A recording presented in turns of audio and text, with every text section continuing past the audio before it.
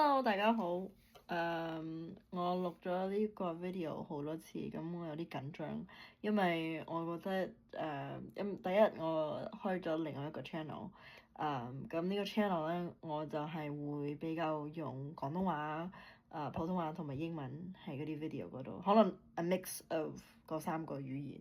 That's number one。Number two 就想 introduce 我自己啦。Hi，我個名叫 Stella，咁我係 ABC 嚟嘅。咁之前我喺 TikTok 嗰度做咗個30 day challenge，即係用1分鐘之內用廣東話。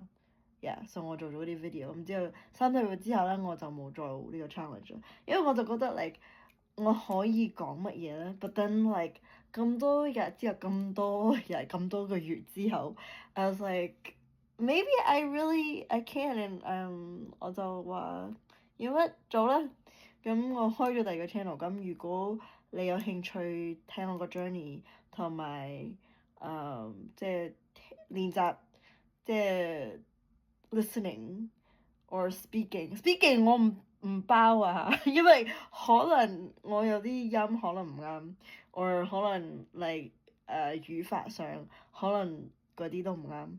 So I'm just telling y'all, just letting y'all know, okay? In case, okay? 咁係咯，咁如果你有興趣嘅就 subscribe to 我嗰個 channel。